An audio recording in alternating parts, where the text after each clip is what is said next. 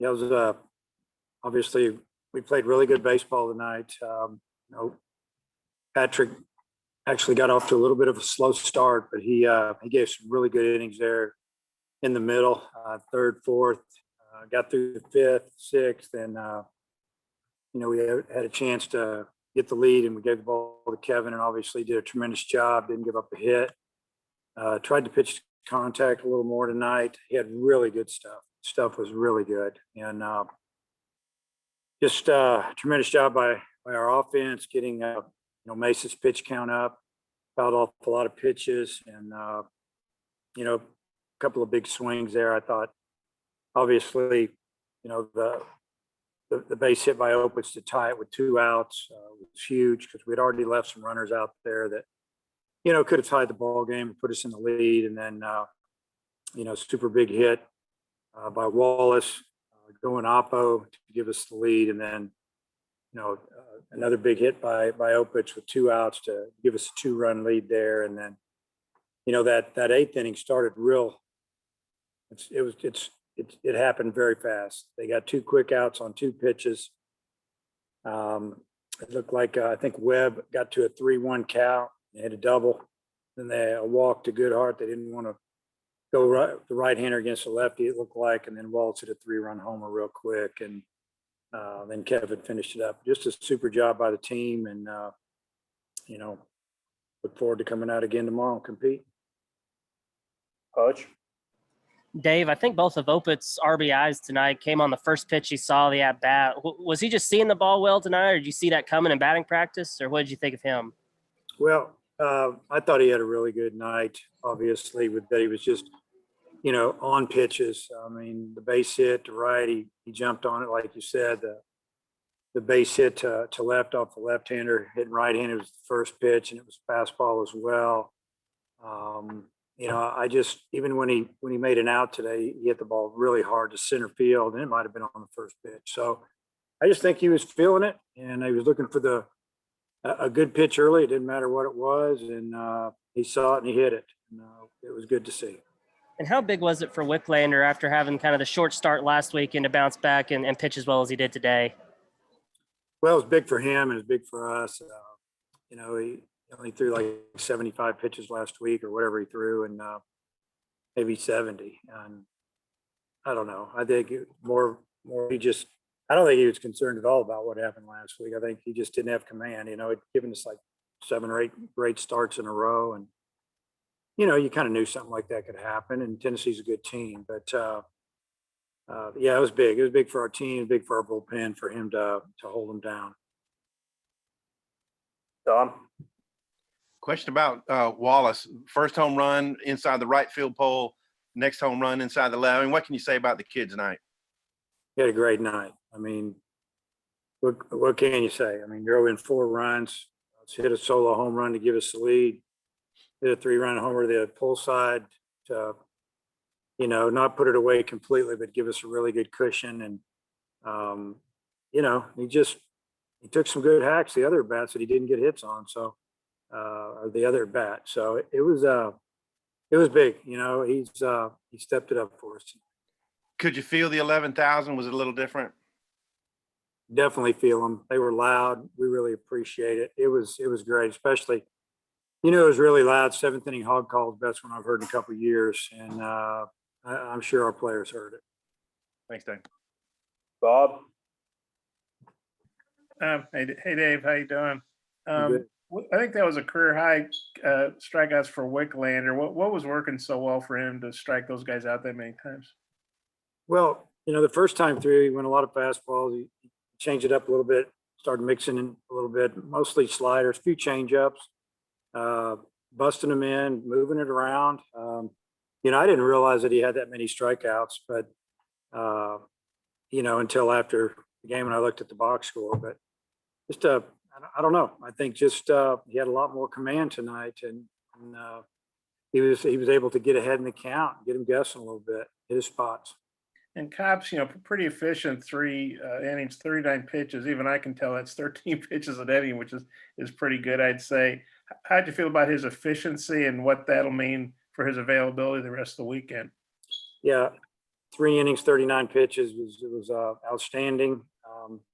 Yeah, I would say he's available, and just good job throwing strikes, getting ahead. I think he maybe he walked one hitter, and I think in that at bat, I think he had the hitter down maybe 1-2, and just it slipped away. I give the hitter credit, but yeah, he'll be ready.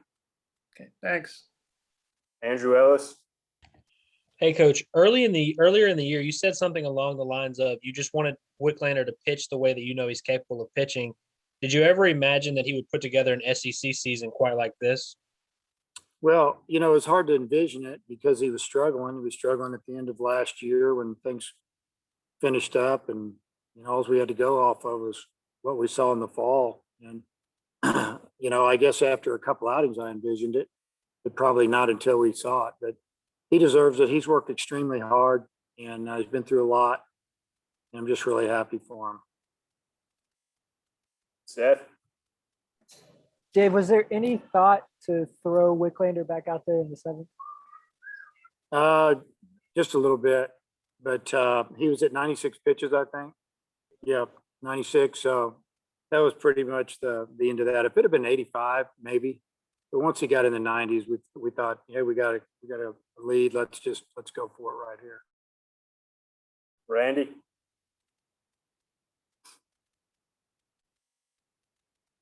Dave, talk about the work by Casey behind the plate in regards to Kevin. It pretty well seems like it allows Kevin to throw just about any type of pitch that he wants.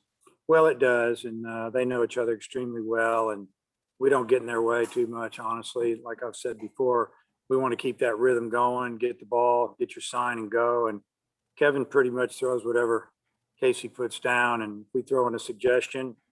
If Casey might go with it, he might not. We don't mind either way. It's a suggestion. So he's the one sitting back there. He's got a good feel about where those hitters are standing and what they're doing. So and I think Kevin trusts him, and he goes with whatever he gets.